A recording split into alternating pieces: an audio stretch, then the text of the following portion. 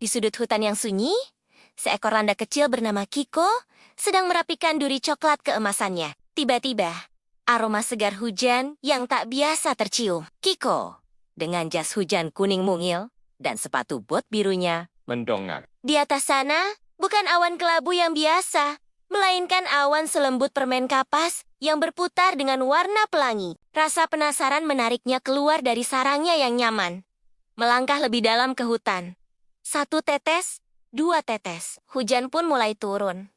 Tapi ini bukan hujan biasa. Setiap tetesan berkilau dengan warna berbeda. Tetesan merah jatuh di hidungnya, memberinya sedikit keberanian. Tetesan kuning menyentuh kakinya, Membuatnya ingin menari.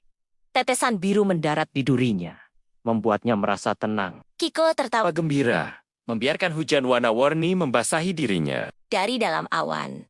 Sebuah suara lembut bergema.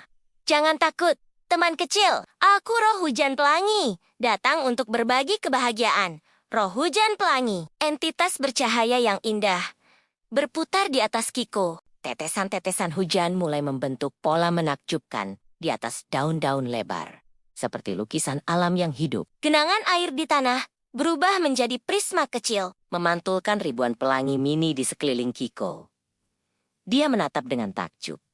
Matanya yang hijau besar memantulkan semua keajaiban itu. Ini lebih dari sekadar hujan. Ini adalah simfoni warna dan cahaya. Tiba-tiba, angin bertiup lebih kencang, dan hujan menjadi badai pelangi yang megah. Aliran warna menari-nari di udara. Terbawa oleh kegembiraan, Kiko melompat dari satu batu ke batu lainnya, memercikan air berwarna kemana-mana. Dia mengangkat wajahnya ke langit, memeluk momen itu dengan rasa syukur yang mendalam. Dia merasa menjadi bagian dari keajaiban alam itu sendiri. Perlahan, badai mereda, dan langit kembali cerah. Matahari terbit, membuat seluruh hutan berkilau. Kiko melihat ke durinya. Beberapa di antaranya masih berkilau dengan sisu-sise warna pelangi.